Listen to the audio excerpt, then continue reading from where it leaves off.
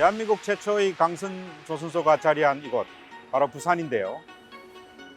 부산에서 시작돼 세계 1위의 조선산업 강국으로 도약하기까지 부산의 조선소가 우리나라 조선산업 발전에 어떤 역할과 기여를 했는지 지금부터 부산 조선소의 역사와 중요성을 제가 알려드리겠습니다.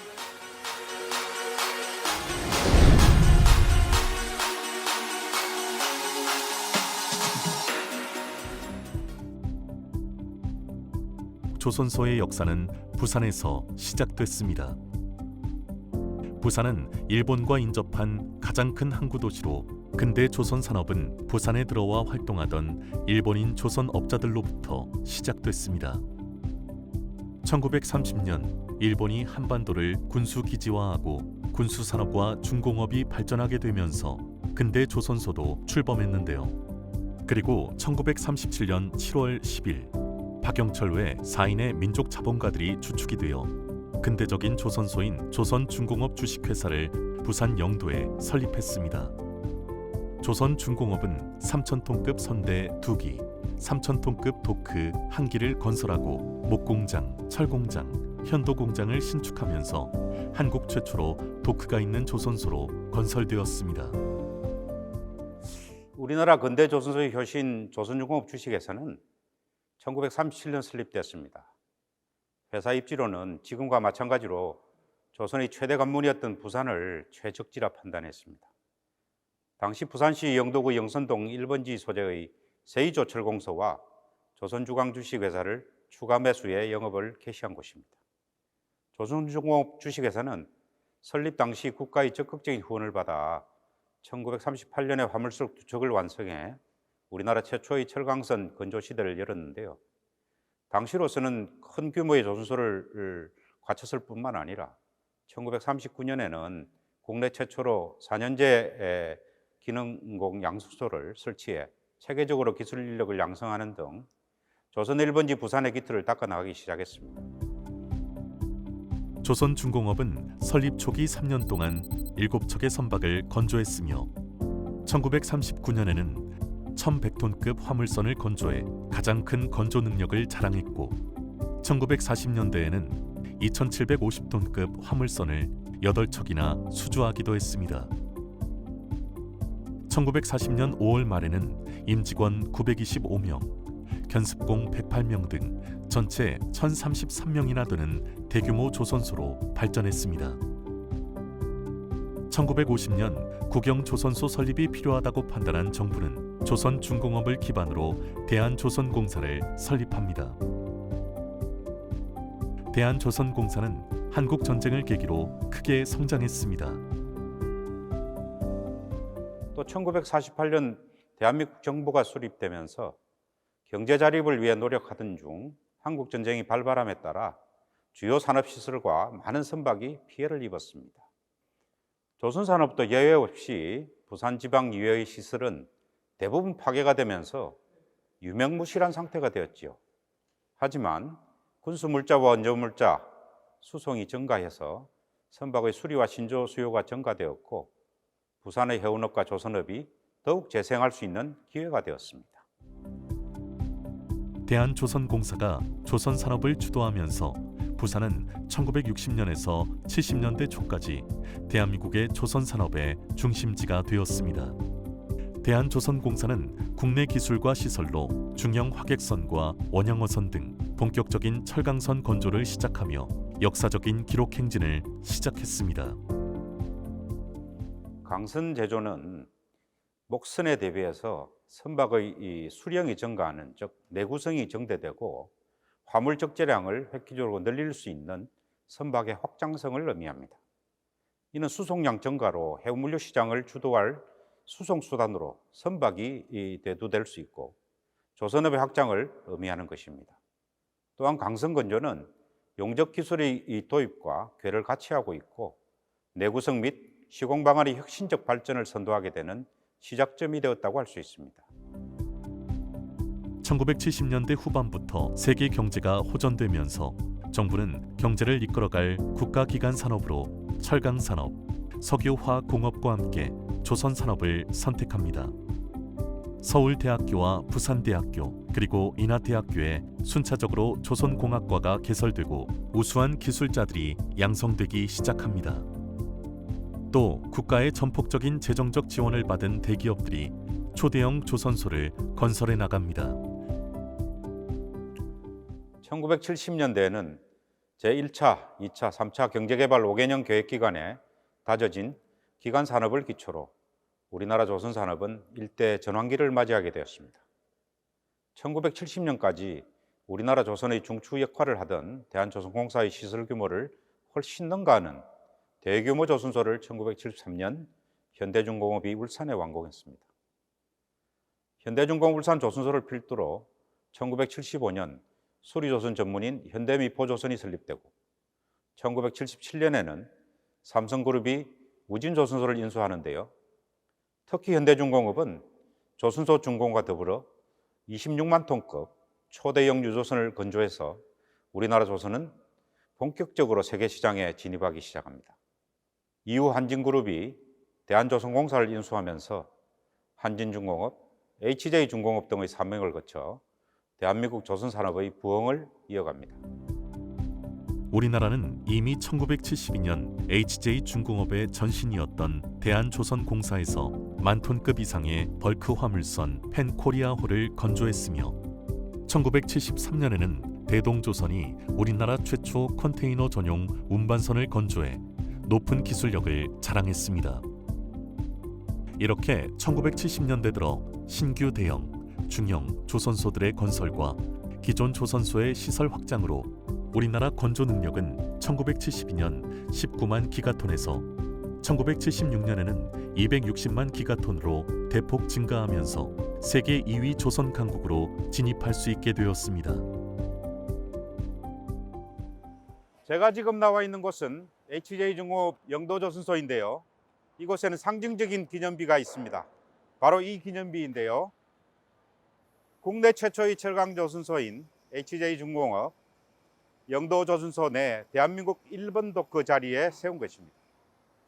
비록 일제강점기에 만들어졌으나 우리나라 최초의 드라이도크인 넘버1 도크는 이후 60년 넘게 사용되다가 블록 작업장으로 사용하기 위해 매립되었는데요. 지금은 이렇게 기념비로 남아있지만 21세기 세계 1위의 대한민국 조선산업이 태동한 곳이 바로 이곳 부산이라는 중요한 역사적 의미를 갖습니다. 그렇다면 조선산업이 이렇게 중요한 이유는 무엇일까요? 조선산업은 자본, 노동, 기술 집약적인 산업으로 국가기관 산업이자 해운, 금융과 같은 전방 산업과 철강, 기자재 산업 등 후방 산업과 밀접하게 연결되어 있는 종합 산업입니다. 현재는 IT 및 융복합 첨단 기술 등 시대의 요구에 걸맞는 스마트 친환경적 기술을 구현하는 최첨단 산업으로 나아가고 있기 때문에 예나 지금이나 국가의 경제와 그 나라의 경쟁력을 책임지고 있는 고부가치 산업이라고 할 수 있습니다. 이런 이유로 조선산업은 전 세계 대부분의 국가가 아주 중요하게 여기는 산업 중 하나입니다. 하지만 1980년대에 들어서 유류 파동의 여파로 세계 해운과 조선 시장의 불황이 장기화됩니다. 우리나라 조선소들도 경영난과 노사 분규, 원화 절상까지 겹치면서 가격 경쟁력을 상실했고 대한민국 조선산업은 침체기를 맞게 됩니다. 세계 조선업의 선두주자였던 일본마저 건조 능력을 절반 수준으로 줄이며 대대적인 구조조정을 하게 됩니다. 1979년 2차 수교 파동 이후에 장기간 세계 경기 침체로 인해서 해운 물동량이 감소하고 선박 발주가 줄어들게 됨에 따라 조선산업도 침체기에 접어들었습니다. 1983년에는 선주들의 투기성 발주로 잠시나마 활기를 되찾기도 했으나 이러한 발주의 급증은 세계 조선 불황을 더욱 침체시키는 방향으로 작용했습니다. 1985년에는 세계적으로 발주가 급감하여 조선업계는 원가 수준에도 못 미치는 가격이라도 조업량을 확보하기 위해 수주하는 등 극심한 불황에 시달렸습니다. 이에 각 조선소들은 긴축 재정 및 인력 감축 등 생존을 위한 자구 노력을 피할 수 없었으며 시설 및 장비 투자 등 규모 축소를 위한 1989년 정부의 조선 산업 합리화 조치라는 규제에 직면하게 되었습니다. 하지만 1980년대 말부터 전 세계 해운업이 되살아나면서 조선 산업도 활기를 되찾았습니다. 특히 전 세계적으로 유조선 발주가 급증했고 우리나라의 조선소들은 초대형 도크를 확충해 놓은 덕분에 30% 정도의 시장 점유율을 확보할 수 있었습니다. 한 발 더 나아가 우리나라 조선소들은 조선 기자재의 국산화율을 높이고 설계와 생산 기술도 비약적으로 발전시키는 등 제도약의 기회를 맞게 됩니다. 1993년에 설비 신정서를 제한하던 조선산업 합리화 조치가 해제됨에 따라서 삼성중공업이 길이 640m급 도크를 신설한 것을 필두로 현대중공업, 한라중공업, 대동조선 등이 연이어 도크의 신정서를 추진했습니다. 또 1990년대에 들면서 세계적으로 노후선을 대체하려는 수요가 증가해서 세계 조선 경기가 회복되고 고용의 확대와 설비의 신정설이 활발해졌는데요. 특히 국가 전체적으로 어려운 시기였던 외환위기 때 원화 약세가 국내 조선 산업의 가격 경쟁력을 일거에 획기적으로 높이는 요인이 되었습니다. 1993년 우리나라는 엔화 강세 영향에 힘입어 세계 수주율 1위인 일본을 제치고 사상 최대 수주 실적을 올리며 세계 1위 자리에 등극했습니다. 특히 유럽 조선 산업의 번영을 이끌었던 스웨덴 말메는 대한민국의 조선 산업에 밀려 1986년 코쿰스 조선소가 파산했고 2002년에는 말메의 상징인 138m 코쿰스 크레인이 단돈 1달러에 현대중공업에 팔리면서 말매의 눈물로 남아 있습니다. 세계의 조선업계가 문을 닫는 와중에도 우리나라는 도크 등 시설 확장과 IMF의 원화 절하를 계기로 세계 1위를 차지했습니다. 또 수주량에 만족하지 않고 고부가 가치 선박에 집중했는데요. 1995년 HJ중공업에서는 동양 최초 멤브레인형 화물창 건조 기술을 적용한 LNG선인 한진 평테코를 건조해 지금까지 세계 LNG선 건조 시장 1위 기술 강국의 명성을 이어오고 있습니다. 당시 국내에서 건조하던 LNG선은 일본에서 개발한 구형 타입의 모스형 화물창을 적용한 선박이었습니다.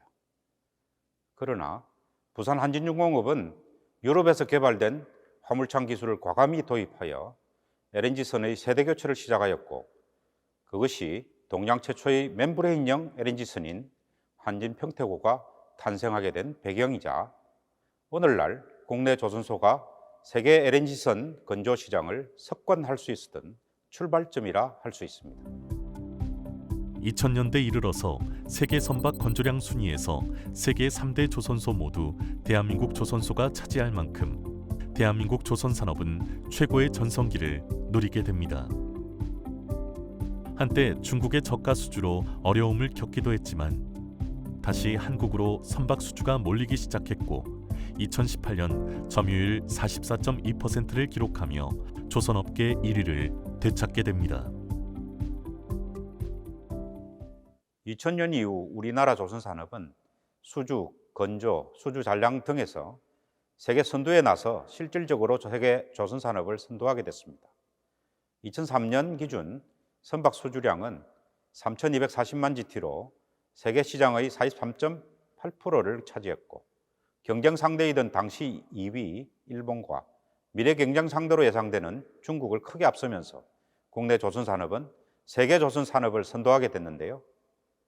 우리나라는 1998년 이후 6년 연속 수주 잔량 세계 1위를 유지했으며 현대, 대우, 삼성, 현대사모 등 국내 4대 조선소는 건조 능력 기준 세계 1위에서 3위 및 5위를 기록했습니다.